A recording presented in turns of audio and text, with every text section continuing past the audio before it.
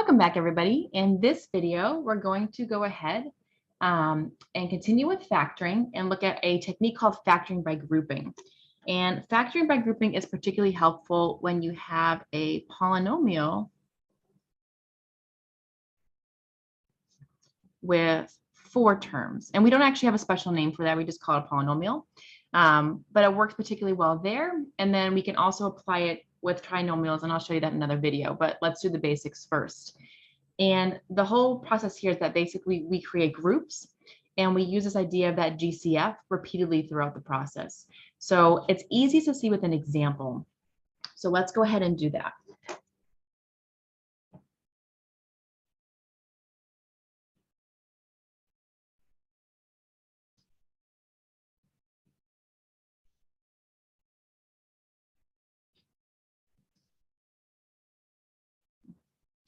Now, whenever you're factoring, as a side note, you should always check for an overall GCF first.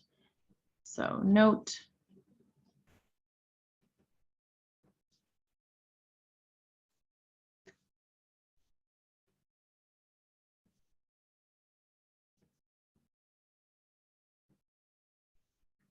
and this is true in any factoring problem. So you're going to start seeing that questions are just going to say factor, and they're not going to give you a guideline of how to factor or which technique you should use.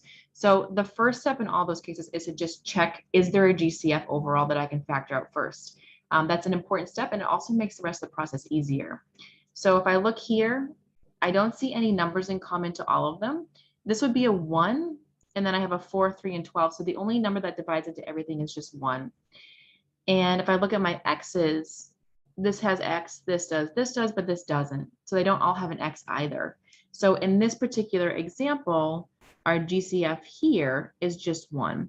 So when your GCF is 1, it's not going to matter. We're not going to factor it out or write that 1 in.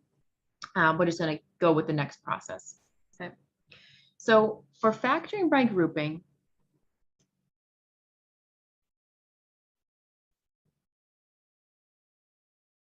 what you're going to do is your first step is you're going to group the first 2 terms and the second 2 terms together. So for instance, I'm going to put grouping symbols around the first 2 terms and then also around the second 2 terms. Now, when you do this, you do want to have a plus sign in the middle. If you have a subtraction sign, I'll do an example of that in a minute. We're going to fix it and use adding a negative instead. But you really just want to have that plus sign. It makes things a lot easier. So that's your first step. Your second step is going to be to factor the GCF out of each group. So I know there's no overall GCF besides 1, but a lot of times polynomials have GCFs within groups of them, and you should see that here. So if I look at this first group, so the GCF in this first group, if I look, I don't have any numbers there because it's just a 1, but I do see they both have at least x squared. So I'm going to go ahead and factor that out. When I factor an x squared out, I still have 1x left here. And then I still have a plus 4 left from the other group. I'm going to do the same idea with the next piece and bring that plus down. So that plus sign just goes right down. So the GCF here, if I look, they each have a factor of 3. So I'm going to factor that out. So the 3 goes on the outside, and then I have an x left, and 12 divided by 3 is 4. So I'm using the factoring techniques from the GCF to rewrite those 2 groups. Okay. Your third step here is to factor out the new overall GCF. So if this technique is working, and it works very well for polynomials in 4 terms, but it doesn't work for every polynomial in 4 terms. But if it's working, you're going to see a GCF appear in each term. So the same factor. So notice here, these are the same. This is your new GCF. Okay. If they're not exactly the same, then either maybe you did something wrong or the technique is not working. Sometimes what you could do too is you could try rearranging the values. Sometimes just switching the middle term, the order will help as well.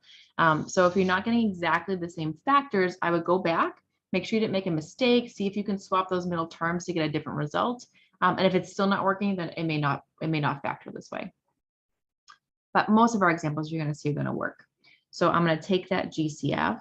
So my new GCF is this x plus 4, and I'm going to factor it out.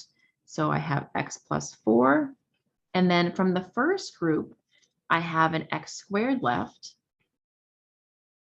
And then from the second group, I have that plus 3 left. Okay, so there's your GCF, and there's the leftover. And actually, it was the same process up here. So there was your GCF, and there's the leftover, and there's your GCF, and there's the leftover.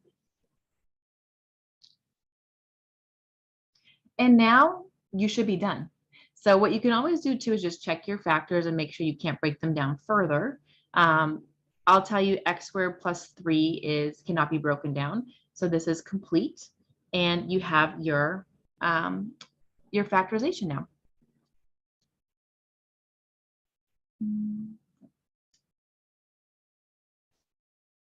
If you want to, again, you can always check. So maybe we'll do that here. Let's get a different color.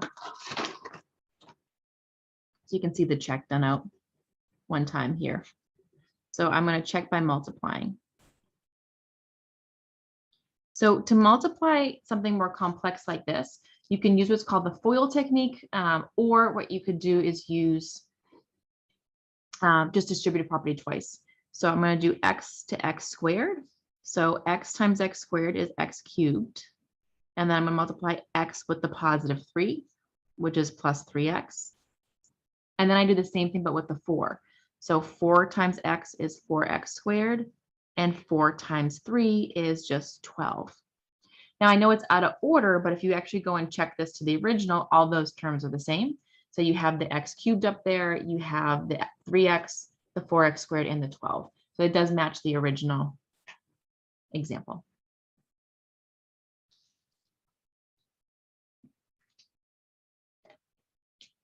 All right, let's try another one.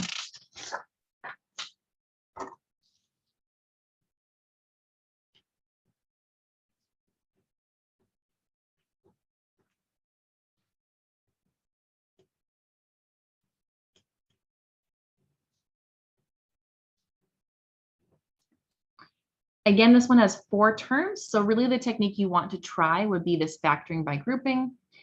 And you would still look for an overall GCF first. So if you have something, you're going to take that out first. Here, if I look though, I don't have anything in common to all 4 terms. My GCF is just 1. So I can go ahead and skip that step. And I'm just going to rewrite the problem.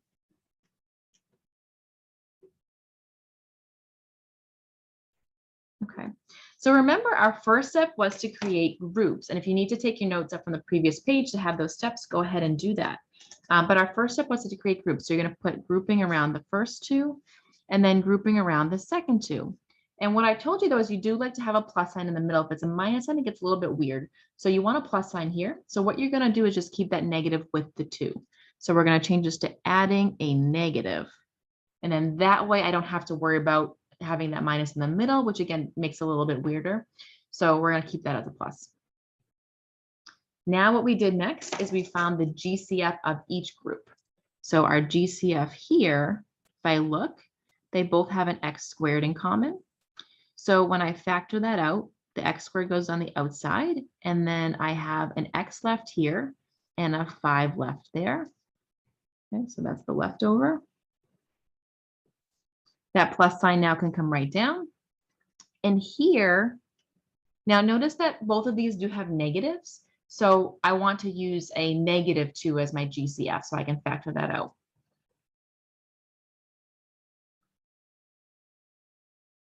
So when I divide out that negative 2, I'm left with just an x. And then here, 10 divided by negative 2 is positive 5.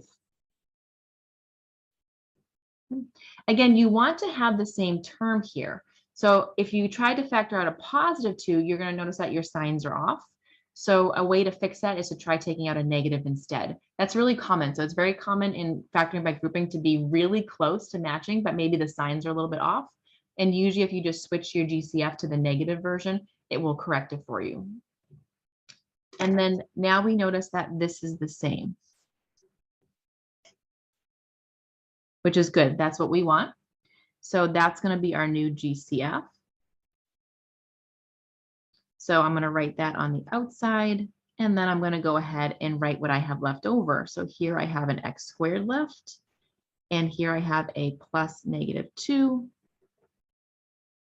left over. And of course, what you could do is simplify that a little bit. So plus -2 is the same thing as -2, and that would be our final result here. Now, whenever you have squares still left, you do want to see if you can break things down further. I'll tell you right now that this is as broken down as it can go, and this is going to be our final answer here.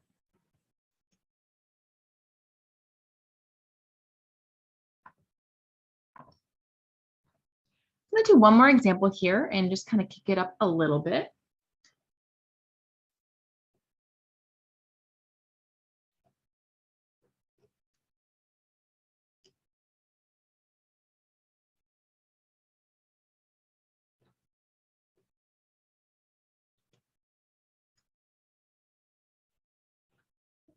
So we're going to factor 5x cubed minus 10x squared minus 15x plus 30. And again, you have those 4 terms here. So your best shot of factoring this is going to be factoring by grouping.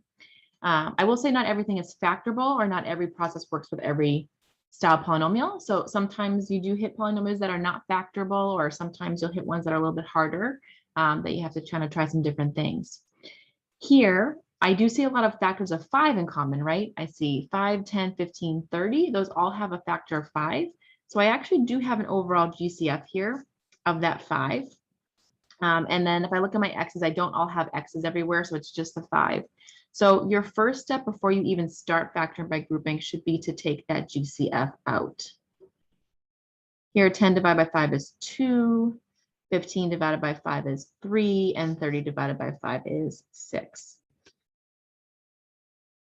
Now we're going to work on factoring this part. And what I'm going to do is I'm just going to kind of leave the 5 for now. We're going to bring it back in at the end. And I just want to focus on this here so I'm not kind of confusing myself.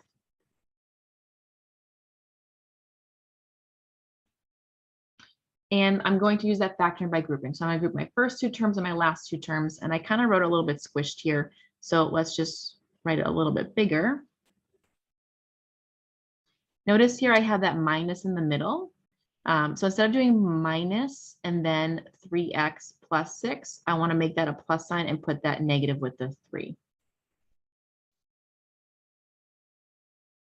Now I'm going to take the GCF out of each group. So our GCF here, if I look, is x squared. And here my GCF, if I look, looks to be a 3, right? They each have a factor of 3. So I'm going to factor that out. So in my first case, I have x squared. And I have, oh, sorry, I'm missing some. Oh, sorry, guys. Look at this, should be a 3 here. I was like, that doesn't make sense. Sorry, that's a 3 there. I rewrote it when I was writing it down. We all make mistakes. So that's an x squared here. And that's going to leave me with 1x left over and a -2. And then here, if I take out a 3, I'm left with a -x and a +2. Well, I'm kind of looking at this and I'm saying, okay, those aren't the same. Something's wrong, right? My process isn't working, but they're really close to being the same. The signs are just backwards. Here, the x is positive, here negative. Here, the 2 is negative, the 2 is positive.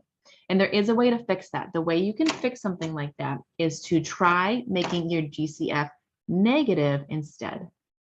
So if I make this a -3, then what happens is -3 divided by -3 is just +1. So this becomes a positive x. And 6 divided by -3 is -2. So now we actually do see, I'll rewrite this for you. Plus -2 is the same thing as -2. So now we do see that we have those matching terms. So that's a nice little trick. If you're just a little bit off, it could just need a sign change. So now my GCF is this x minus 2 piece. So I'm going to take that out. And then what's left over? I have an x squared from the first group and a plus -3 on the second group, or of course you can just write that as -3. Now you can go ahead and check this by multiplying it back out, and you should see the same result for right here. So that could be a good intermediary check. Don't forget though, we are forgetting something, right? We don't quite actually have the final answer. So we did have this 5, okay? So don't forget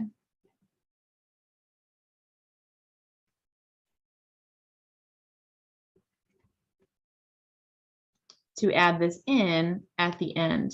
So we are going to need to put that little 5 on there to finish the problem, right? Because it did have a factor of 5 in it as well.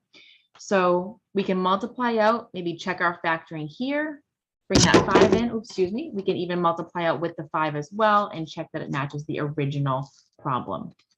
So you can try those checks at home using the multiplication technique that we saw in a couple examples back.